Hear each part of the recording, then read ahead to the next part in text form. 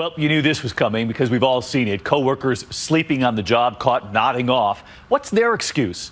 Well, you're about to hear it here tonight. And Chris Conley hearing from the Sharks on Shark Tank. They've got a message you can deliver to your coworkers come Monday morning. There's no greater risk to your career than falling asleep on the job. For Shark Tank's Robert Herjavec, who's amassed $100 million in his waking hours, downtime at the office is unheard of. You don't get to be a shark by snoozing. If you snooze, you lose. Yet for today's overworked employee, not getting enough sleep can really take a toll, even if he can't. Hey! Morgan Freeman, Michael Caine. Good morning. Even movie stars plugging their own films sometimes need an unexpected rest, like on this Seattle morning show. It's quite a wondrous thing to sit there. We were in the audience last night. And remarkably, live news anchors have been caught snoozing. Coming up on the BBC News Channel. Such as this one from the BBC. And this radio host didn't drop the mic, he dropped onto it. Even law enforcement isn't immune. This surfaced this week on our San Francisco station KGO. A trucker found this park ranger sawing wood with a beverage accomplice. There's a state park guy here, and I can't wake the guy up. And not even being photographed could wake up this alleged burglar, who catnapped his way into custody after the homeowner's house cleaner found him clasping this sack of jewels while bagging some Z's. 911. There's a man laying on the bed. I'm scared. Please hurry so we can catch him. Falling asleep on the job doesn't usually get you arrested. He's pled not guilty. But it can get you fired or teased on TV. Oh, we bored the scoreboard operator to sleep. Yep, sorry, pal. Your supervisor will be calling you shortly. It's worse for time zone crisscrossing politicians, expected to be ever alert, waiting to speak or listening to a speech.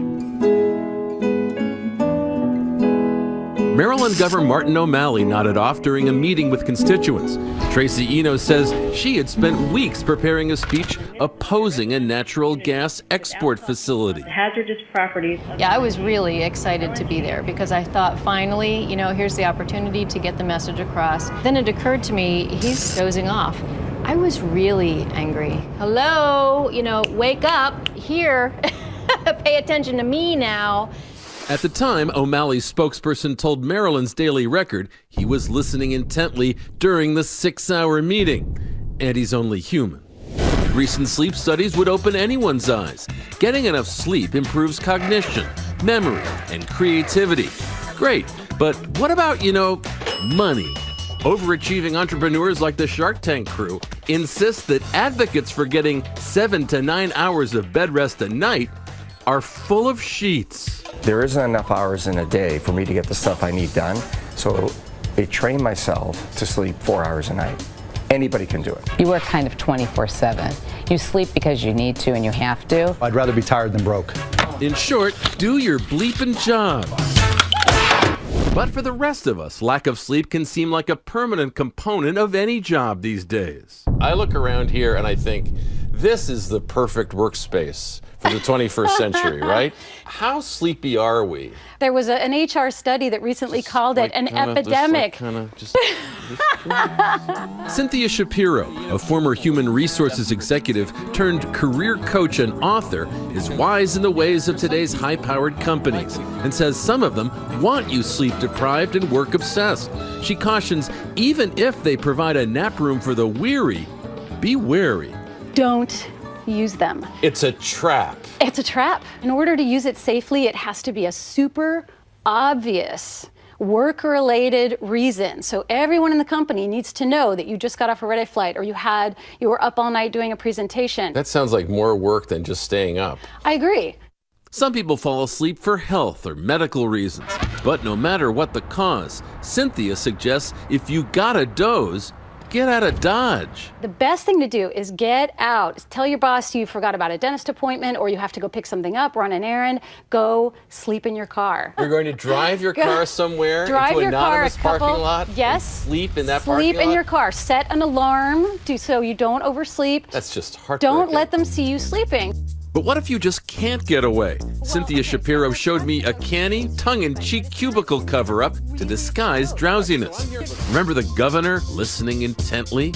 Let's call this the ponder. You want to have some important papers in front of you. You basically put your head on your hand and make sure it's pretty secure. And then you can close your eyes. And if someone, comes up and says, Chris, what are you doing? Oh, I was pondering. I was deep in thought. Yeah, these numbers, they got to add up. Yeah, exactly. Okay, all right. But a handful of companies fully embrace the idea that their employees need to be refreshed. Time to shut the engines down for a little bit. Google's nap pods are a popular perk, at least in the movies. What would I do without these babies? And Ariana Huffington, who sold her Huffington Post to AOL for $315 million, is a big advocate of a good night's rest. Sleep your way to the top. Touting the upside of downtime. Being busy, being always on, has been seen as a badge of honor. That is changing. You know why? Because I feel so good after 8 hours sleep, and I enjoy my day. And it turns out that even sharks need a little shut-eye. You don't know how to run a company. You don't know how to preempt the competition. Sure, you don't know I how to do. compete. When Mark Cuban caught fellow shark Kevin O'Leary catnapping, he pounced. That's just wrong.